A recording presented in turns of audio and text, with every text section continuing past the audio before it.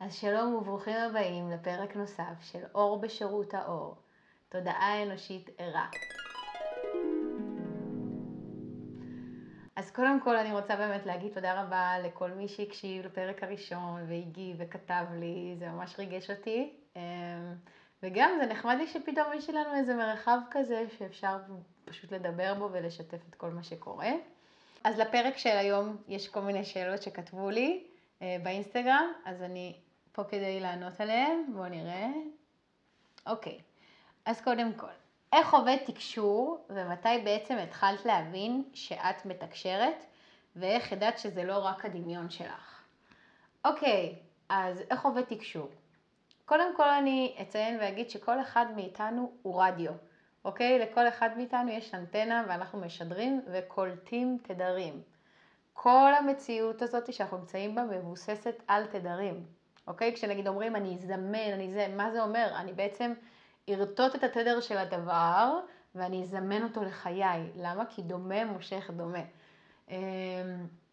אז בעצם ברגע שהאנטנה פתוחה, ולכל אחד מאיתנו יש אנטנה, זה פשוט עניין של תדר וויברציה, שככל שאנחנו מתעלים בספירלת ההתעלות, אז בעצם התדר שלנו עולה, ואז האנטנה שלנו יותר פתוחה וקולטת תדרים יותר גבוהים.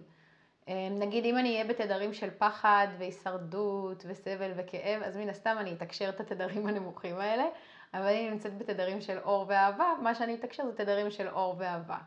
ככה זה עובד. האנטנה שלנו בעצם ממוקמת בעמוד השדרה, בגלל זה הרבה פעמים כשמגיעים אליי לקליניקה אנשים עם בעיות בעמוד השדרה, אני ישר אומרת להם, לכו תטפלו בזה, לכו תעשו ספורט, לכו תחזקו את הגב, כאילו, וזה אצל רוב האנשים.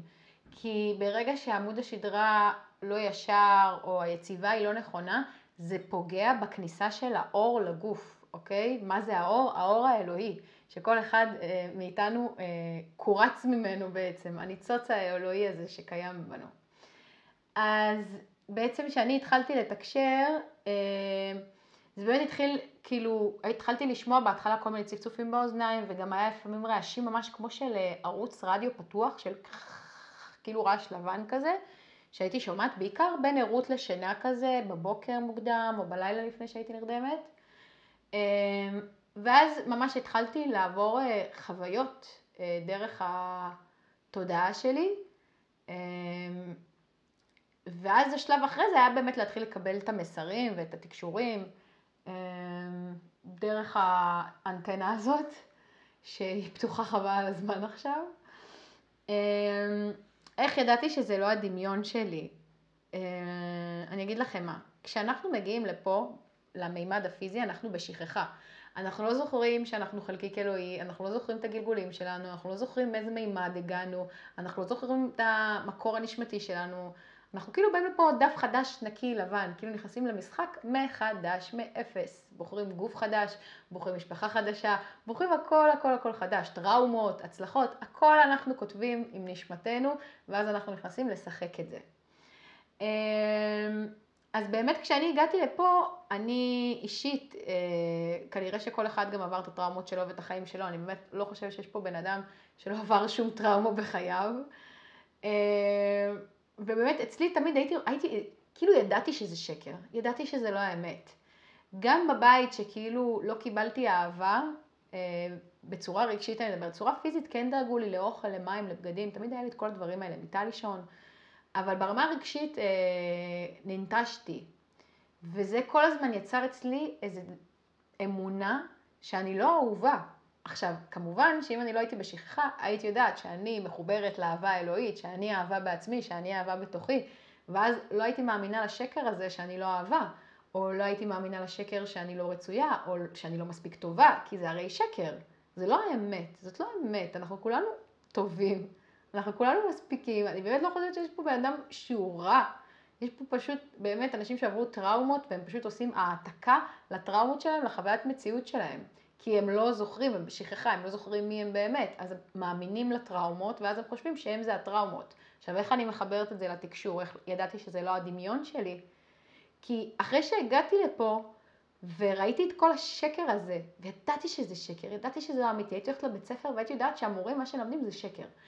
ידעתי, תמיד משהו בידע שזה לא האמת, שזה לא האמת, שזאת לא האמת, אבל אף אחד לא הבין אותי, והייתי כזה ילדה מרדנית, ועושה בלגן, ואלימה גם, ממש. ואז פתאום כשהתחלתי לתקשר, לראשונה בחיי, פתאום הרגשתי פיסה של אמת. והפיסה של האמת הזאת הייתה לי כל כך נעימה, שידעתי שאין מצב שזה לא אמיתי. שאמרתי סוף סוף אחרי כל השנים של השקר, מגיע פיסת אמת. אז ידעתי שזה מה שחיכיתי לו, פשוט לא ידעתי איך זה הגיע, אבל כשראיתי את הדבר ידעתי שזה האמת. אז קיוויתי לזה באיזה מקום מסוים, שיבוא כבר משהו אמיתי בתוך כל המציאות השקרית הזאת. וזהו, ועכשיו אני מנסה לרטוט את האמת הזאת כמה שיותר מתוכי, ובעצם לאפשר את הפורטל ואת השער הזה עבור אנשים אחרים שהם חיים כרגע בכל מיני שקרים של טראומות וחוויות ואמונות שהם לא באמת הם. אז זה ככה השאלה הראשונה. מה המשמעות של להיות ערה רוחנית עבורך, ואיך זה מרגיש כשעוזבים את המטריקס? אז קודם כל להיות ערה רוחנית זה לדעת שיש עוד ממני, עוד הרבה ממני, שאני לא נגמרת איפה שלי קמל לא נגמרת, שהיה אותי לפני. היה אותי לפני שנולדתי, כאילו, אמנם בתצורה אחרת, אבל זה לא התחיל פה, ואני באה מהאין סוף. עכשיו, ברגע שאני ערה רוחנית, אני מתחילה להתחבר לאין סוף. מה זה האין סוף? אין סוף המידע, אין סוף האנרגיה, אין סוף החיים, אין סוף האהבה. כי פה בממד הפיזי דברים נגמרים, דברים מוגבלים, לדברים יש סוף. הם מתחילים איפשהו, הם נגמרים איפה אנחנו נולדים ואנחנו מתים. אנחנו מלכתחילה באים לעולם הזה לזמן שאול, למימד הזה. וזה כבר מכניס איזו סופיות לתוך הדבר הזה. אז להיות ער רוחנית זה קודם כל להבין שאנחנו מהאין סוף, שזה לא באמת המגבלות הפיזיות. זה דחיסות של המימד הפיזי, שבעצם נדחסנו לתוכה כדי לחוות חוויית מציאות מסוימת, וכן, כל מי שנמצא במציאות הזאת בחר להיות כאן, בחר להיוולד לכאן, כולם, כאילו אין פה מישהו שכאילו תקוע פה, או בא לפה, כל הנשמות בחרו להגיע לכאן, ואפילו יותר מזה אני אגיד לכם. גם כל הנשמות שיוצאות מכאן בוחרות לצאת מכאן, וגם את צורת המוות שלהם הן בוחרות. אז כשמתחילים להבין את זה, ופתאום מסתכלים על העולם ומבינים שהכל מסונכרן, הכל כתוב, הכל ידוע מראש, ויש פה מי שמנהל את המשחק. המשחק הזה הוא לא סתם, יש פה מי שמנהל את המשחק. וכמובן כשהמשחק יתחיל באמת לצאת משליטה, אז גם תהיה התערבות. וגם אני חושבת שמשהו מזה שכל השליחים של האור שבעצם נמצאים פה, הם סוג של התערבות חיצונית, שהגיעו למימד הפיזי הזה כדי לשחרר אותו מתודעת החושך וההישרדות והכאב. אז אני כבר ערה לשליחות שלי, ועכשיו אני מהירה שליחים אחרים. בשביל זה גם אני עושה את הפודקאסט הזה, שכנראה אם אתם מקשיבים אולי גם אתם שליחים בעצמכם, של אור. רגע, אני אחזור לשאלה. אז זה קודם כל המשמעות של להיות ערה. להבין שאני אין סופית, ושיש אותי בעוד ממדים ויש עוד חלקים ממני. זה ככה להיות ערה. ושאני מחוברת למקור האלוהי, שאני אהבה ואני האלוהות בתוכי, ושאני הניצוץ האלוהי, ושאני אור ואני אהבה ואני חופש ואני אמת. זה מבחינתי להיות ערה. וגם לדעת שכל דבר הוא קורה לטובתי ועבורי, ושום דבר לא נגדי, ואף אחד לא מנסה לפגוע בי או לעשות לי רע. זה פשוט הכל חלק ממסע החיים שלי. וגם איך זה מרגיש כשעוזבים את המטריקס. אז קודם כל, let's face it, זה מפחיד. זה מפחיד לעזוב את המטריקס. זה מפחיד להתחיל לחשוב בצורה אחרת ממה שכולם חושבים. זה מפחיד להיות שונה. כי במיוחד אם יש לנו איזה טראומות של תחושת חוסר שייכות, של נטישה, של חוסר קבלה בתוכנו, כי אנחנו כל הזמן ננסה להתאים את עצמנו מתוך הכאב, מתוך הטראומה, אנחנו ננסה כל הזמן להתאים את עצמנו לסביבה, ואז בעצם נאבד את מי שאנחנו באמת. גם יש איזה משפט שאני תמיד אוהבת להגיד, להיות נורמלי זה הפחד להיות מי שאתה באמת. כי להיות נורמלי, אין כזה, מה זה להיות נורמלי? כי כל אחד מאיתנו הוא שונה. כל אחד מאיתנו בא להפיץ את האור הספציפי והמדויק שלו, התדר שלו. ואם אני עכשיו כל הזמן אנסה להתאים את עצמי לסביבה ולחברה ולרצות את האנשים, אז איך אני אביא את מי שאני? זה כמו מוזיקאי או שחקן שעולה לבמה. אם אני באה לרצות את הקהל ולתת לקהל את מה שהוא רוצה, אז סיימתי להיות אני. ואז אני כבר לא עושה את התפקיד שלי, אני לא מביאה את עצמי, אני מביאה את מה שהקהל רוצה, ואז זה לא מעניין וזה משעמם, וראינו את זה כבר, ובריפיט. אז זה לא מביא חידוש בסופו של דבר. אני אדבר על עצמי, אני פה כדי להביא שינוי בתודעה האנושית, כן. אני פה כדי להביא שינוי למין האנושי, זה אולי נשמע משהו שהוא גדול, אבל תחשבו על זה שכל האנשים הגדולים ששינו את ההיסטוריה לאורך השנים, כאילו, הם העיזו להיות משהו אחר מהסביבה, משהו אחר מהחברה. הם העיזו לחשוב גדול, לחשוב שדברים אפשריים, הם האמינו בחזון שלהם. וצריך אומץ בשביל זה, וצריך כן לצאת מהמטריקס. צריך לצאת מהמטריקס, זה מפחיד.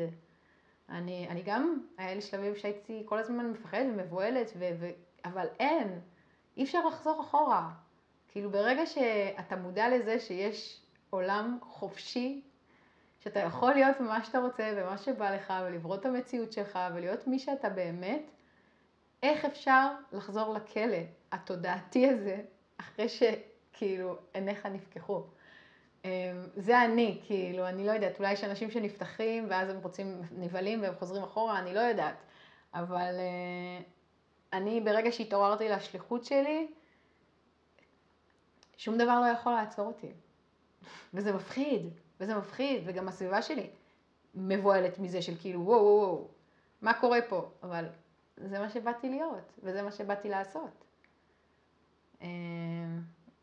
ומי שלא מתאים לו יכול לצפות מהצד, מה שנקרא. אז זה השאלה הזאת. אני עוברת לשאלה הבאה. מה את מרגישה לגבי השינוי שעובר על הפלנטה עכשיו, ואיפה את בתוך כל זה? אז קודם כל, יש פה שיפט שקורה בפלנטת ארץ, מעבר מתדרים נמוכים לתדרים גבוהים, אוקיי? כמו שאמרתי קודם, תודעת הישרדות, לתודעה של עצמאות, אני יכול, אני גדול, אני עושה, זה אפשרי, של חופש, של אמת, של אהבה, של אור, ולהתחיל לצאת מכל הפחדים והמגבלות ששמו עלינו, בין אם זה הממשלות, בין אם זה הרשויות, המוסדות, ובעצם להביא שינוי שאולי הוא מתחיל מקהילות קטנות, כי זה מה שאני רואה בוויז'ן שלי, ממש כמו קהילות קטנות שמתחילות להיווצר, ומתוך הקהילות יצא בעצם השינוי התודעתי, הקולקטיבי. והשלב, ההמשך של זה, זה בעצם לפתוח את האנושות לתדרים הגבוהים יותר, וגם שהאנושות תוכל לתקשר ולעבור לממדים נוספים. כי כרגע רוב האנושות מוגבלים רק לממד הפיזי של כדור הארץ, אוקיי? אז למה בעצם להגביל? למה לא לפתוח את כולם? ואז בעצם כולם יכולו לתקשר, כולם יכולו לראות, שזה בעצם מה שהדתיים קוראים לו הגאולה. מה זה תחיית המתים? המתים לא באמת יקומו מהקבר שלהם וייצאו, כן? בואו. אבל פתאום כולנו נעלה לאיזו תודעה נורא גבוהה ואלוהית, תודעת גן עדן, שבתודעה הזאת באמת יתאפשר לנו פתאום לפגוש את האהובים שלנו ואת היקירים שלנו. אני היום כבר יכולה לתקשר איתם ולדבר איתם ואפילו להוריד מסרים מאנשים שעזבו את המימד הפיזי. אבל תחשבו איזה מטורף זה יהיה אם כולם יוכלו לעשות את זה. תחשבו איזה מטורף אם עכשיו אני כותבת סתם מכתב, ובמקום להתייעץ עם הצ'אט GPT, אני מתייעצת, מתקשרת עם הרצל ומדברת עם הרצל והוא עוזר לי לכתוב לה מכתב, סתם. או פתאום אני כותבת שיר ואני מתייעצת עם פרדי מרקורי. תחשבו איזה מגניב זה, איזה מטורף זה, זה הטכנולוגיה הכי מתקדמת שיש, זה הרבה יותר חזק מכל ערוץ אינטרנט שיש. ואם כבר אני מדברת על אינטרנט, גם בעולם הרוחני יש דבר שנקרא ספרייה אקשית, שזה בעצם ה-iCloud המטורף, שמכיל את כל הרשומות של כל הנשמות, של כל המציאויות, של כל הפוטנציאלים, ממש, יש שם את כל המידע, וגם כשאני מתקשרת, אני בעצם מתחברת לספרייה הקשית ואני מורידה משם את המידע. ממש, אני יכולה להוריד קבצים שלמים, ממש, יושב טק טק טק טק טק, מתקתקת במחשב, ומורידה ממש תוכן לכל בן אדם מה שהוא צריך ומה שהוא רוצה. אם מגיעים אליי אנשים ומבקשים לדעת גלגולים שלהם, אז אני ממש מורידה להם את הסיפור. אני יכולה להוריד להם אפילו מראה, איך הם היו נראים כאילו, ברמה הזאת באמת. ואז להשתלב עם הטכנולוגיה שלנו פה, ונגיד לכתוב לצ'אט GPT את התיאור, ואז גם להוריד לבן אדם תמונה של הגלגול שלו. זה מטורף. אז השינוי הזה יקרה לאט לאט. אומרים, אני לא יודעת אם זה באמת כאילו זה, כי אתם יודעים, ברוחניות הזמנים כל הזמן משתנים, כי כל רגע שאנחנו לוקחים החלטה, המציאויות משתנות, אוקיי? כמו באפקט הפרפר. גם למי שמכיר את הסרט, אז ממש רואים את זה, את השחקן שם, אשטון קוצ'ר, שהוא חוזר בזמן, דרך מחברות, הוא בעצם עושה שינויים קוונטיים בתודעה שלו, ואז כשהוא מתעורר, הוא בעצם קם למציאות אחרת. אז זה אמיתי, זה קיים, כן? קצת זה עובד בצורה שונה, אבל ככה גם בעצם אפשר לעשות גם ריפוי קוונטי. נגיד אני עושה את זה בקליניקה, נגיד אנחנו יכולים לחזור אחורה לאיזה טראומה שחווינו, ובעצם לעשות שם שינוי בטראומה, ואז שחוזרים לפה, משהו פתאום מתרפא שם בנושא הזה. אז כן, הדברים האלה קיימים. הטכנולוגיה הזאת כבר קיימת היום. אני חושבת שזו הרפואה החדשה של העולם. וגם יותר מזה, כל בעיה רפואית פיזית יש לה משמעות רוחנית, כי הכל מתחיל קודם כל בתדר שאנחנו נוסעים. אז תחשבו איזה מטורף זה אם במקום עכשיו ללכת לרופא, ושהוא יטפל בי ויביא לי תרופות וכל מיני דברים כאלה, אני פשוט מחוברת לתודעה שלי, ואני יכולה להסתכל מה גרם לבעיה הזאת, ולנתק אותה מתוכי ברמה של תדר, של אנרגיה. אינסיין. עכשיו, גם הרבה מהשינויים שקורים בפלנטה, מה קורה? אצלי בקליניקה הרבה אנשים מגיעים עם כאבים, בגב, ברגל, בזה, בצד ימין, צד שמאל, כל מיני כאבים כאלה. עכשיו, אני כל הזמן אומרת, אתם צריכים לתת לאור לחדור לגוף הפיזי. כשיש התנגדויות, או כל מיני דברים רגשיים או חסמים, שיושבים בשדה שלכם, והתודעה שלכם כבר רוצה להתעלות, כי פלנטת ארץ, יש לה תדר מסוים שהיא מכילה, אוקיי? יש דבר שנקרא תהודת שומן, שזה כמה אנרגיה סולרית נכנסת לכדור הארץ, אוקיי? זה ממש, זה אנרגיה מהשמש, מהירח, מהכוכבים, שהיא נכנסת לכדור הארץ. אפשר לכתוב בגוגל תהודת שומן היום, ולראות כמה אנרגיה נכנסה היום. ובדרך כלל כשהאנרגיה גבוהה מאוד, אז אנשים פתאום כאבי ראש, לא מרגישים טוב, חולים. למה? כי הגוף הפיזי לא עומד בפער בין האנרגיה שנכנסת לבין האנרגיה בגוף. אז בגלל זה כל הזמן צריך להדביק את הקצב, בין אם זה לעלות דרך התודעה, דרך פעילות גופנית, לעלות את המסת שריר, שהגוף יכיל יותר אור, בין אם לאכול טבעי יותר, לשתות יותר נוזלים, לנוח יותר, להיות באמבטיה, להתקלח, ללכת לים, כל הדברים האלה, להתקרקע, להתחבר לטבע, לעצים, זה דברים שהם מעלים את התדר ובעצם תומכים בשינוי ובמעבר התודעתי. עכשיו, זה לא שמי שרוצה לעבור את השינוי, חבר'ה, זה שינוי שקורה, תרצו לא תרצו, כן? באהבה אני אומרת את זה, כן? זה שינוי שהוא קורה, אנחנו עולים תדר כפלנטה, כולם יעברו את זה, כולם בסופו של דבר ידליקו את גופי האור שלהם, בסופו של דבר לכולם הצ'קרות יהיו מאוזנות והאנטנות של כולם יהיו פתוחות. השאלה, מתי? כל אחד יש לו את התאריך שלו שכתוב לו, שהוא יודע שזה הזמן שלו, ובאמת כשהרגע מגיע, אי אפשר לעצור את השינוי מלקרות, ומי שמתנגד וקשה לו, אז יהיה לו פשוט יותר סבל. השינוי יקרה. השאלה אם הוא יקרה באהבה, קבלה ואור, או שהוא יקרה בסבל, פחד, קושי. אתם בוחרים אם לפתוח ולהתרחב לדבר, או להתכווץ. אבל הדבר יקרה בכל מקרה. סליחה שאני אומרת את זה ככה, אבל זאת האמת. אז זה ככה על השינוי שהפלנטה עוברת, ואיפה אני בכל זה? אני פה בשבילכם. לתת לכם את הכלים, ללוות אתכם, לעזור לכם לשחרר את החסמים, לעשות לכם אקטיבציות, לאזן לכם את הצ'קרות, להכווין אתכם, להדריך אתכם, להביא לכם מסרים. זה בעצם חלק מזה. כן, אפשר להגיד שאני מדריכה של העולם החדש. אני באתי בעצם להדריך איך התדרים של העולם החדש עובדים, דרך הנוכחות שלי ודרך ההוויה שלי. קודם כל אני עושה את זה. אחרי זה גם בעזרת הכל, תדרים, לילילי, אתם יודעים, כל החלק האומנותי. אבל קודם כל זה באמת מהנוכחות ומההוויה שלי. וגם תראו, מי שמסתכל עליי בווידאו, מי ששומע בפודקאסט, שומע בפודקאסט, אבל מי שמסתכל עליי גם בווידאו, תראו שאני יושבת נורא פתוחה. אני עם הרגליים, למה? כדי שהאנרגיה תעבור דרכי בצורה נקייה. אני לא עכשיו שמה על עצמי כרית או משלבת ידיים, כי זה חוסם. ואני כרגע רוצה להעביר לכם כמה שיותר אור ואנרגיה ותדר והתעלות דרך המילים שלי, דרך הערוץ הזה שאנחנו פותחים פה. אז זו הדרך הכי נכונה לעשות את זה. מהי שפת האור בעבורך ואיך היא באה לידי ביטוי בחיים שלך? אז קודם כל אני רק אסביר רגע על שפת האור. שפת האור זה שפה שהיא לאו דווקא מילים שיש להם משמעות. זה שפה של קודים, זה שפה של תדרים. זה יכול להיות בעזרת סאונד, זה יכול להיות בעזרת תנועות ידיים, זה יכול להיות בעזרת ציורים, סמלים. שפת האור יש לה המון צורות שהיא מתבטאת בממד הפיזי. בממדים הגבוהים זה באמת רק התדרים.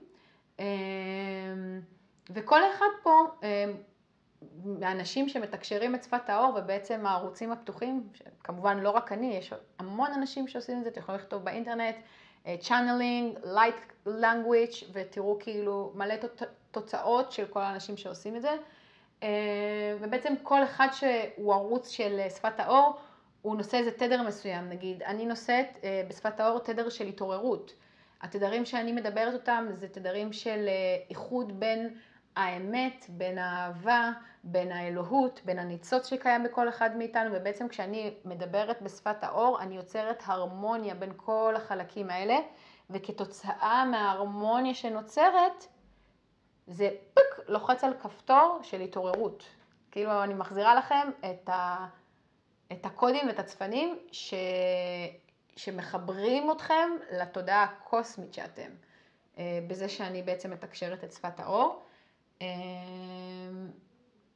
זה שפה שאם מקשיבים ועושים, זה מעלה תדר חד משמעית, זה עושה אקטיבציות לערוצים נוספים. כל אחד בסופו של דבר ימצא לו את המתקשר הנכון לשפת האור, כי יכול להיות שיש תדרים שהם לא נכונים. נגיד אני יכולה לראות מישהי באינסטגרם שהיא מתקשרת את שפת האור, ומשהו בתדר שלה מרגיש לי לא נכון. עכשיו זה לא אומר שהיא לא טובה, או היא לא אמיתית, או שהיא לא מתקשרת, זה פשוט אומר שהתדרים שלה נועדו לאנשים אחרים. והתדרים שלי נועדו לאנשים מסוימים.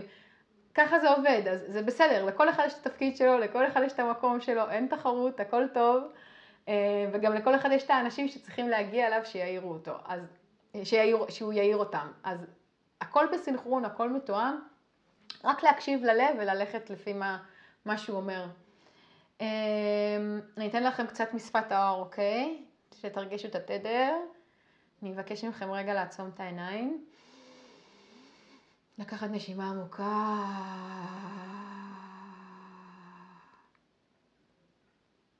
Inoyesai, Naevrai, Esai, Naerai, Esai, Naevrai, Naesai, Inoevrai, Naesai, Naevrai, O, Inoevrai, Esai, אוקיי, זה קצת טעימה, אני יודעת, זה נשמע מוזר, מה היא עושה, לי, לה, אבל כן, זה נושא תדר נורא חזק. אז זה שפת האור, מה שנקרא. זאת שפת האור, שפה יפה, כן, זאת שפת האור. מה זאת אהבה בשבילך באמת, ואיך אפשר להישאר עם לב פתוח גם כשכואב? אוי, קודם כל, מי שכתבה לי את זה, אני אוהבת אותך, ממש, איזו שאלה במקום. אוקיי, אז אהבה קודם כל זה לא רגש, אוקיי? צאו מזה. זה כאילו, רגש זה תוצר של תחושה שהיא נמצאת בשדה והיא מפעילה אצלנו, אוקיי? אבל זה לא הגדרה לאהבה. אהבה זאת הוויה. מה זאת הוויה? being, אוקיי? זה תדר, זה מהות שאני מתקיימת בתוכה, אוקיי? אני כבר נמצאת במקום שאני באמת נמצאת בהוויה של אהבה, אז אני יכולה לבוא ולשתף אתכם, אבל זה, לפני זה, אני חושבת שרוב התדרים שהיו אצלי זה היה באמת פחדים, כי זה שני כתבים, או אהבה או פחד. כשיש פחד אין אהבה, כשיש אהבה אין פחד. הם לא יכולים להתקיים ביחד, אוקיי? זה חשוב לדעת את זה, כי אחרי זה גם אפשר לזהות בעצם, האם האהבה עכשיו מדברת מתוכי, או שזה הפחד מדבר. כאילו, אפשר לבדוק את זה לפי תדר, נגיד, אני אתן לכם דוגמה. יש ויברציות, ממש שאנשים מדברים, נגיד סתם, אבל פחד. זה כאילו, זה פחד, כל הזמן לחפש למה לא, איך לא, אבל ככה, אבל זה, אבל, אני לא יודע מה לעשות, אבל, לא, אבל אז יקרה ככה וככה, אבל אז, אבל, פחדים, פחדים, פחדים, אתם מרגישים את התדר? מכווץ, תדר מכווץ, תדר שמכניס אותך פנימה, סוגר עליך. אנחנו לא רוצים את זה, אנחנו רוצים אהבה, אנחנו רוצים להתרחב. הכל יהיה בסדר, אז מה? לא נורא. אז בסדר, נתמודד עם זה, זה יהיה בסדר. לא נורא. הכי חשוב זה באמת להקשיב ללב ולהרחיב אותו ולפתוח אותו, כי כשהוא מתכווץ ונסגר, התדרים של הפחד מתכווצים ונסגרים בתוכנו. ופשוט, זה פשוט, סליחה, אבל פחד הוא עושה אותך חולה. אין לי דרך אחרת להגיד, זה עושה אותך חולה, זה גורם לך להזדקן יותר מהר, כאילו, אני כאילו לא מבינה איך להסביר את זה. אם עכשיו מביאים לבן אדם אופציה לבחור בין פחד לאהבה, למה הוא בוחר בפחד? אני מבינה שזה אולי מונע מטראומות וכל מיני חוויות חיים ודברים כאלה, אבל אני חושבת שזאת באמת בחירה. כאילו, גם להיות קורבן של הפחדים שלך, זה בחירה. אתה בוחר להיות קורבן של הפחדים שלך. לא, אני לא יכול, יש לי פחדים, אני לא עושה את זה. כאילו, לא, אתה כן יכול, תבחר באהבה. האהבה פה, היא תמיד תהיה פה, היא תמיד נמצאת, בתוכך. כאילו, רק תבחר. אבל לשמחתי, אצלי בקליניקה אין קורבנות של פחדים, יש רק אנשים שרוצים לבוא לאהבה, כי באמת זה התדר גם שאני משדרת ואני מביאה, אז זה, אבל גם מי שמגיע עם פחד, אפשר לעבוד, אפשר לעשות, כן? יש המון כלים שאפשר לתת לאנשים שמתמודדים עם פחדים, אם זה לאט לאט, להתחיל לפרק את הפחד, אם זה לדבר את הפחד ולתת מקום, הרבה פעמים שמדברים את הפחדים זה משחרר אותם, כי בעצם אנחנו מכירים בהם, וברגע שאנחנו מכירים בפחד ורואים אותו, אנחנו כאילו חושפים אותו, ואז הוא נהיה ערום, ואז ברגע שהוא ערום אנחנו אומרים לו, אז אתה לא כל כך מפחיד פתאום, ואז אנחנו מתחילים טיפה יותר לאהוב אותו ולחבב אותו, ווואי, איזה פחד חמוד יש לי פה, ואז כבר הפחד נעלם כי אנחנו מתמירים אותו לאהבה. אז זה ככה בגדול, ורק אני אענה על השאלה, איך אפשר להישאר עם לב פתוח גם כשכואב. בעצם כל כאב שמגיע ללב שלי, הוא בא ללמד אותי איך אני יכולה להתרחב יותר. וזה לא שאני לא כואבת, זה לא שאני לא עצובה, זה לא שאני לא בוכה, אבל אני מאפשרת לכאב מקום. כאילו אם אני עכשיו כואבת משהו, אני אבכה. אני אוציא את זה, אני אבכה, אני יכולה אפילו לבכות. היה לי פעם אחת שבכיתי יומיים שלמים. יומיים, הולכת ברחוב בוכה, אוכלת בוכה, מתקלחת בוכה. אני מפרקת את הפחד, אני מפרקת את הכאב.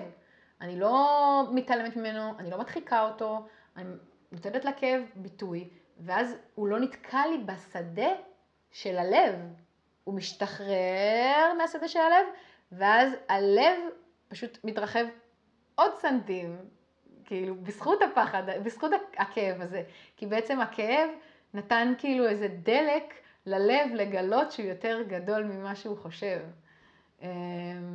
אז כן, כואבים את זה וממשיכים, כאילו, אז בסדר, קצת כאב, הכל טוב. כאילו, כן. אני ממש בוכה. אני חייבת להגיד, כשאני משחררת כאבים, וואו, שוכבת על הרצפה כמו ילדה, ומוציאה את זה, כאילו, איך אני אוציא את זה אם לא ככה? כמו ילדה אני בוכה. אז זה על הנושא של פחד ואהבה וכאב וכל זה. כשאת מדברת על להיות אמיתית, למה את מתכוונת ואיך זה נראה בפועל? להיות אמיתית. אני חושבת שזה קודם כל להיות אמיתי עם עצמי. אני מול עצמי. כאילו, כשאני לבד מול עצמי במראה, אז כאילו, להיות אמיתית עם עצמי, מה אני מרגישה, מה אני חווה. אני גם הרבה פעמים מדברת עם עצמי. אני כאילו קמה בבוקר, נגיד אם זה מועקה, ואז אני אומרת, ליאוש, איך את מרגישה היום? תמיד אני שואלת את עצמי בבוקר, כל פעם שאני קמה, איך את מרגישה היום? ויש ימים שאני קמה, ואני אומרת, היום אני מרגישה פגועה, וזה לאו דווקא מאיזו סיבה או משהו שקרה, פתאום יש איזו תחושת פגיעות שצפה אצלי בשדה. אז אני מסתכלת על זה, ואני אומרת כאילו, וואלה, אני פגועה היום. אני מרגישה כאילו לא טוב היום, אני מרגישה שאני בתדר נמוך היום. אז אני אמיתית עם עצמי, או שנגיד אני אומרת, וואלה, היום לא בא לי ללכת לראות חברים. חברים מזמינים אותי להיפגש איתם. לא בא לי ללכת לראות אותם. כאילו, עכשיו אם הייתי בתודעה של ריצוי, או פחד שלא יקבלו אותי, או שאני חייבת ללכת כי לא נעים, כל אלה שהולכים לחתונות. לא נעים, חייב ללכת, לא נעים. לא יודעת, אצלי אין לא נעים. לא יודעת. כאילו, מרגיש לי שאני צריכה ללכת, אני לא אלך, הכל בסדר. ומי שרוצה להיות חבר שלי, יהיה חבר שלי גם ככה. אף אחד לא יפסיק להיות חבר שלי כי לא באתי לחתונה שלו. כאילו, לפחות מהחברים שלי היום, זה ממש, הם מבינים ומקבלים, וגם אני מבינה ומקבלת. אין רגשי, אין מניפולציות, כאילו, זה לא קורה. כי באמת, קודם כל אני מול עצמי אמיתית, אז זה מקרין, אז מולי יבואו רק האנשים שהם אמיתיים גם, ומי שלא אמיתי, זה כאילו האנרגיה מוציאה אותם, האנרגיה מנקה אותם, הם אפילו לא יכולים להתקרב, כאילו, מרוב שהם נושאים בתוכם דברים שהם לא אמיתיים, וזה לא בקטע רע, זה פשוט, זה מה שזה, ככה זה עובד, זה תדרים, כאילו, זה כמו שאני אגיד לכם, אני עכשיו מנגן בפסנתר, את הצליל הזה ואת הצליל הזה, הם לא יכולים לעבוד ביחד בהרמוניה, זה שני צלילים שונים, אין, לא עובדים, לא. אי אפשר. ואיך זה נראה בפועל? להיות אמיתי, איך זה נראה בפועל? אני לא יודעת. אני יכולה להגיד איך זה מרגיש, אני לא יודעת איך זה נראה. אולי מישהו מהצד יכול להגיד לי איך זה נראה. אבל איך זה מרגיש? מרגיש שלם. זה כיף. מרגיש חופשי. להיות אמיתי. בהתחלה אולי זה היה גם קצת יכול להפחיד, כי אולי לא יקבלו, אם יגלו מי אני באמת, מה האמת שלי בפנים, אז אולי לא יקבלו אותה. אולי כאילו יסתכלו עליי אחרת. אבל היום כבר לא אכפת לי שיסתכלו, שלא יקבלו. כאילו, I don't care. כאילו, ברגע שאני מקבלת את עצמי ורואה את עצמי, כל העולם מבחינתי יכול להתפוצץ, כן? יש לי אותי, זה כל מה שאני צריכה. אז זה ככה על השאלה הזאת. ויש פה עוד שאלה, איך את מבדילה בין קול של האגו לבין קול הנשמה? אז אני מחברת את זה לשאלה מקודם, שהאהבה היא תמיד תדבר אמת, והאהבה זה הקול של הנשמה, הנשמה מדברת בתדרים של אהבה. והאגו, שהוא כל הזמן מנסה להגן עלינו ולשמור עלינו, עכשיו, מאיפה האגו נולד? האגו נולד, הוא מתפתח בערך בגיל 7, אחרי שבאמת מגיל 0 עד גיל 7 אנחנו סופגים את כל הטראומות ואת כל החוויות חיים וכל מה שקורה לנו, ואז אנחנו יוצרים בהתאם לטראומות שחווינו את האגו שלנו. אז אוקיי, אם עשו לי ככה וככה וזה, אז עכשיו אני אצור אגו שהוא ככה וככה. ואז אני מתהלכת עם האגו הזה, ואני בטוחה שהאגו הזה הוא אני, ואני מחזיקה אותו, והוא מגן עליי, ואני אוהבת אותו, והוא גם יכול להיות שהוא מאוד עזר לי בחיים, האגו הזה. יכול להיות שהוא גם בנה לי חיים מאוד יפים, אבל שוב, חיים של הגנה. בגלל זה הרבה פעמים בתהליך הרוחני יש שלב שנקרא באמת להרוג את האגו, מוות האגו. להרוג את כל מי שאני, את כל מי שאני חושב שאני, את כל מה שזה, כדי להתחבר למי שאני באמת ולאור שלי ולנשמה שלי ולשליחות הגדולה שיש לי לעשות פה. כי האגו הוא רוצה לשמור עלינו קטנים. האגו הוא רוצה שנפחד, הוא לא לטובתנו בלונג רן. אולי באותו רגע הוא כאילו עוזר לנו, אבל בלונג רן הוא חוסם אותנו. וגם הרבה פעמים מול אנשים גם לבוא באגו וכאלה. למה? לא צריך. זה לא... אני יותר טוב, אתה פחות טוב. די, כולנו שווים, כל אחד בא עושה את התפקיד שלו, כאילו. למה צריך את כל הדרמה הזאת? אני באמת לא מבינה. גם אני אף פעם לא מבינה את האנשים שבאים עם אגו, כאילו עכשיו אני אראה לו מה זה, הוא עשה לי ככה, אני אוכיח לו, אני... כפרה עליך, למי אתה מוכיח? וזה שאתה עכשיו עושה את הדברים האלה, אתה מתנקם רק בעצמך. התדרים האלה נכנסים לתוכך, כאילו... מיותר. חבל על האנרגיה. זה גם לוקח המון אנרגיה, להחזיק אגו, וואו, וואו, וואו, כמה אנרגיה זה לוקח. תחשבו, אם אתם מורידים את האגו, כל האנרגיה הזאת, עכשיו אתם יכולים להשתמש בה ליצירה, לברום משהו חדש, שיהיה מואר, שיהיה וואו, כאילו... אז זה ככה על האגו ועל הנשמה, והקול של הנשמה זה תמיד קול של אהבה. זה קול שהוא מרגיע, זה קול שהוא מרחיב. זה קול שהוא, יודעים שהוא האמת, יודעים, אבל לא תמיד קל לנו ללכת אחרי הקול של הנשמה, כי כבר התרגלנו לאגו. והוא נהיה מה זה חבר טוב שלנו, והנשמה היא מגיעה בדרך כלל אלינו ברגעים שאנחנו צריכים כבר לעשות איזה קפיצה, או שהיא כבר רוצה להתחיל לעבור דרכנו הנשמה ולהביע את מי שהיא, אז היא בדרך כלל תתחיל להתערב ולנסות לתקשר איתנו בכל מיני דרכים. כשיגיע הזמן, כל אחד יש לו באמת את הזמן שלו, שהוא עושה את המעבר. אני עוברת לשאלה הבאה, שהיא גם השאלה האחרונה. וואי, זה תמיד עובר מהר, מה זה? אני יכולה לדבר פה כל היום. איך ההתעוררות שלך השפיעה על מערכות יחסים בחייך? אוקיי, אז זה יפה, כי כל השאלות פה בעצם קשורות אחת לשנייה. כמו שאמרתי קודם, פעם היו לי מערכות יחסים שמבוססות על תלות, על פחדים, על אם אני לא אעשה ככה, אז לא יאהבו אותי, ולא ידאגו לי, ולא יודעת וכל מיני כאלה. אני אקח דוגמה הכי קלאסית, אני אקח את אמא שלי, ואמא, אם את מקשיבה, אני אוהבת אותך כפרה עלייך, כן? אני חוויתי מאמא שלי כל חיי אהבה מותנית. כאילו, רק אם תעשי ככה וככה, אז היא נקנה לך, אני אביא לך. או שאם לא הייתי עושה מה שהיא רוצה, היא הייתה אומרת לילוש ילדה רעה. כאילו, ואני כל חיי כזה באמת הייתי מנסה לרצות כל הזמן כדי שהיא תאהב אותי. וזה אף פעם לא היה מספיק. לא משנה מה הייתי עושה, הייתי כאילו כל הזמן במרדף אחרי הזנב של עצמי, באהבה. לאהבה שבעצם בכלל קיימת בתוכי, וגם חשבתי, גם נתתי כוח לסביבה שלי להגדיר את מי שאני, כאילו רק אם היא תאהב אותי אז אני האהובה. כאילו איזה מערכת יחסים רעילה, סליחה, כן? וגם היו לי מערכות יחסים שהיו מבוססות על תלות. אני זוכרת שעם האקס שלי, אני זוכרת שכל פעם שהייתי נוסעת ביום שישי למשפחה שלי, אז הוא היה בא איתי, ובאמת היה נחמד, ובאמת היה כיף, כאילו, אתם יודעים, כזוג נגמר כל השבוע וזה. עכשיו, הוא תמיד היה מסיים לעבוד בסביבות 2 בצהריים ביום שישי, אז הייתי מחכה לו, ואז הייתי באה לקחת אותו מהעבודה, והיינו נוסעים למשפחה שלי. והיה איזה יום אחד היה איזה שישי אחד שהיה בא לי לנסוע בלעדיו. היה בא לי רגע לשבת עם המשפחה שלי, לא איתו, כאילו רגע גם בלעדיו. אז נסעתי באיזה 11, אני זוכרת, נסעתי למשפחה שלי וזה, ואז הוא התקשר אליי שהוא סיים לעבוד, מה קורה, פי, אז אמרתי לו, תשמע, נסעתי כבר וזה, אבל בסדר, אני אבוא עוד שעה, כאילו, הכל טוב, לך הביתה. והוא לקח את זה, מה זה קשה. כאילו נטשתי אותו, כאילו איך עשיתי את זה, איך נסעתי בלעדיו, והשארתי אותו, ופה, וראיתי שזה ממש היה לו קשוח, ואז גם הבנתי שזה היה אחד הסימנים שלי של כאילו, אוקיי, זאת לא מערכת יחסים שהיא בריאה, והיא טובה לי, זה מערכת יחסים של תלות, כאילו גם לא מתאפשר לי החופש שאני רוצה, כאילו, והרגיש לי שזה סוגר עליי קצת.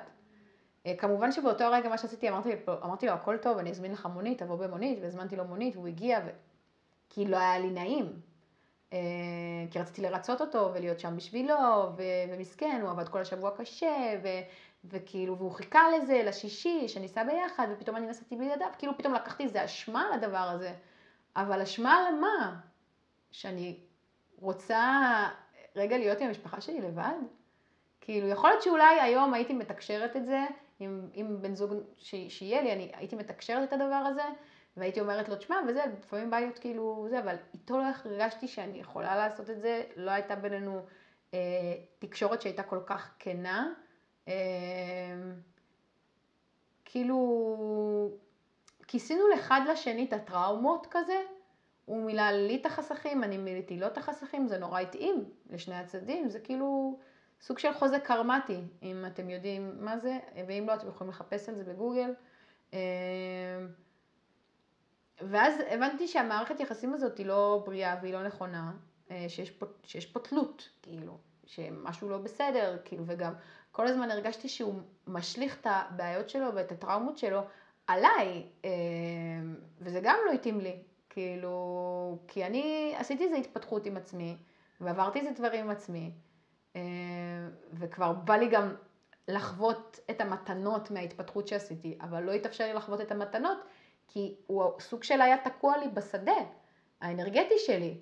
אז כל פעם שהוא היה, זה כאילו, דודה שלי אמרה לי את זה ממש בצורה יפה, היא אמרה לי, הוא סגר לך את האור. ואני לגמרי מבינה את זה. ואני גם רוצה ללכת עוד level up ולהגיד, שגם לא תמיד נכון לישון כל לילה עם הבן זוג במיטה. כי לפעמים צריך לישון בנפרד. למה? ואני אסביר את זה מבחינה רוחנית. אנחנו נטענים הכי טוב באור שלנו כשאנחנו נמצאים לבד, כשהשדה שלנו לבד. בגלל זה חשוב מאוד מאוד שיהיה לנו זמן לבד, שאנחנו לא כל הזמן רצים מפה ללכת לפה ולהספיק את זה ולראות את זה ולעשות את זה, כי זה גם, זה סוג של פומו. מה זה הפומו? Fear of missing out. אני מפחד לפספס משהו, שמשהו קורה ואני לא שם. למה אני מפחד לפספס? כי יש בתוכי כל מיני תחושות של שירו אותי בחוץ, לא התייחסו אליי, עזבו אותי, דחו אותי, אז אני כל הזמן כאילו חייב להספיק, חייב לראות, חייב להיות, חייב להרגיש רלוונטי, חייב כאילו זה. למה כל הזמן צריך להחזיק את זה? כי זה חלק מהפרסונה של האגו, של כאילו אם אני נננה, אז מה זה אומר עליי? וואו, מה זה אומר עליי? אם אני לא הולך למסיבה הזאת, אז מה זה אומר עליי? הרי כל המבעמים הולכים למסיבה הזאת. מה זה אומר עליך? זה אומר עליך שאתה מקשיב ללב שלך, מה זה אומר עליך? אומר עליך שאתה לא רץ אחרי העדר. זה אומר עליך שאתה מחובר לקול שלך, הפנימי שלך, למהות שלך, שאתה מקשיב לצרכים שלך, שאם עכשיו אתה עייף, אתה הולך לישון. אתה לא חייב ללכת למסיבה בכוח, כאילו. זה גם, זה כאילו... אז ברגע שהתחלתי להבין מה זה המערכות יחסים ששותות ממני, ומה זה מערכות יחסים שגורמות לי לפרוח ולגדול ולצמוח ותומכות בי וגם מרימות לי, שלא באות להוריד אותי. כאילו, אני, ממש כל המשפחה שלי, גם האחים שלי וגם ההורים שלי, יש בהם, זה תמוה, אין מה לעשות, זה מהשושלת המשפחתית, תמוה בהם התודעת הישרדות, תמוה בהם הפחדים של כאילו, לא, למה שתעשה את זה? אבל מה יהיה? ומה עם זה? ואיפה תישן? ואיפה תלך? ואיפה כל הזמן הפחדים האלה, אני כבר לא יכולה יותר מהפחדים האלה. אני לא יכולה יותר. וגם כשאני באה לשתף מישהו מהמשפחה שלי, אני עושה ככה וככה, זה, ישר הם מכניסים את הפחדים שלהם. אבל מה העניין זה? ומה עם כן? ומה ככה? ומה עם זה? ומה עם זה? ואז עכשיו, איך בן אדם יכול לדמיין? איך בן אדם יכול לברוא שכל הזמן מכניסים לו למה לא? איך הוא יכול? איך אפשר לנשום שכל הזמן שלך זה לא, זה לא, זה לא, זה לא. אי אפשר ככה לחיות, אי אפשר. אז אני הייתי צריכה לשים מיוט בשלב מסוים, ובאמת להפסיק לשתף בתוכניות שלי ובמה שאני רוצה לעשות, כדי שאני אוכל לצמוח. אני הרגשתי שאני לא יכולה, שכל הזמן קוצצים לי את הכנפיים. ואז אמרתי, אוקיי, אם במרחבים האלה קוצצים לי את הכנפיים, אני לא יכולה לעוף שם, אז אני צריכה למצוא לי סביבה ומרחב אחר, או ליצור לי כאילו ממש עם עצמי, את המרחבים האלה, כדי שאני אוכל לגדל את הכנפיים שלי כבר כמו שצריך, כאילו, מה קורה? מה קורה? גם כאילו, הייתי כבר בגיל 29, שכאילו אני אומרת, כאילו, את כבר, כאילו, עוד שנייה בת 30, מה קורה עם החיים שלך? מה את עושה כאילו? כאילו, את לא יכולה להמשיך להאשים את האנשים מסביבך, שבגללם את לא מצליחה לצמוח ולגדול. כאילו, הם לא אשמים. את אחראית לסביבה שלך, את אחראית למה שאת עושה. אז תקומי, תזוזי, תעשי החלטות כדי שתוכלי להתחיל להוציא את הכנפיים שלך ולעוף לחופשי, מתוך כל הפחדים האלה שלהם. אז באמת שברגע שניתקתי את המערכות יחסים הרעילות והמורידות שלי, ממש התחילו להגיע לחיי, בהתחלה היה שלב של ריק, אין מה לעשות. כן, שהייתי קצת לבד, נכנסתי קצת בתוכי, השתבללתי, ואז לאט לאט באמת התחילו להגיע אליי אנשים, וואו, וואו, איזה אנשים, איזו סביבה תומכת, איזה כיף, איזו זכות. גם חברי נשמה, אנשים קרובים שבמבט אחד רואים אותי. שלא צריכה להסביר ולתרץ ולהזיע כדי להיות מי שאני. פשוט נותנים לי את המרחב, במבט אחד ככה, את פה, אנחנו רואים אותך, אנחנו מקבלים אותך. את וואו, את לא צריכה לעשות משהו כדי שנאהב אותך, עצם היותך אנחנו אוהבים. וזה היה בשבילי אוויר, אוויר, אוויר. וגם זה הראה לי שזה אפשרי, שזה לא עכשיו משהו שהוא כאילו מדמיינת והוא לא קיים, זה אפשרי. צריך להיות מוכנים לעשות את הבחירה ואת התהליך, אבל זה לגמרי לגמרי אפשרי. אז זה ככה על איך ההתעוררות שלי השפיעה על המערכות יחסים בחיי. ובכלל, כל ההתעוררות הקולקטיבית גם הולכת לשנות פה את כל המערכות יחסים, כי יש מערכות יחסים של העולם הישן, שזה באמת כל התלות, הישרדות, פחד, טראומות, קרמה, כל התדרים האלה, שזה מערכות יחסים של העולם הישן, ויש מערכות יחסים של העולם החדש, שהן באמת מושתתות על אהבה, על קבלה, על חופש, על אמת. מדברים את הדברים, בוא ברגע מדברים. ואומרים כאילו, מה אני מרגיש, מה אני חווה, כן בא לי, לא בא לי, וזה בסדר, וגם אין את המניפולציות הרגשיות האלה כל הזמן. זה נגיד משהו שאני הייתי נורא, כל הזמן היו עושים לי מניפולציה רגשית והייתי נופלת בזה. כאילו, ואני כזה, יואו, איזה מסכן, טוב, בסדר. לא, אף אחד לא מסכן. הם בוחרים להיות מסכנים, סליחה שאני אומרת את זה, כן, קורבן בוחר להיות קורבן. גם אם הוא למד שדרך הקורבנות הוא משיג את מה שהוא רוצה, זה קורבן. זה קורבן. כאילו, וכשאתה קורבן, אתה לא יכול ליצור ולברוא דברים חדשים, כי אתה בקורבנות, אתה כאילו, צריך לקחת אחריות ולהגיד, אוקיי, אני עכשיו במודע מפסיק עם זה, אני עושה פעולות עכשיו עבור עצמי, כדי לפתח את עצמי. אני יודע מה נכון לי, ואני מפסיק לבחור בחלקים הרעים, שעושים לי רע. כאילו, ממש ככה, כי אי אפשר כבר, די. אי אפשר לחיות ככה. אנחנו רוצים להיות באהבה, אנחנו רוצים להיות באור, להיות בקבלה, ושהכל יהיה לנו כיף. אנחנו לא באנו לעולם הזה לסבול, אנחנו באנו לפה ליהנות. העולם הזה מטורף ויש לו מלא דברים להציע לנו ולהראות לנו, רק להסכים. וזהו בגדול. אז זה הפרק. תודה רבה לכל מי שהקשיב. אני אשמח אם אתם יכולים להגיב ולהגיד לי איך היה לכם, ואם יש לכם עוד שאלות לגבי כל מיני נושאים שדיברנו פה היום. וגם הערות אפילו, אני פתוחה לשמוע, ביקורת. וזהו, והיום אני רוצה שאנחנו נסיים גם בתפילה, אז בואו רגע נעצום את העיניים. ונתחבר.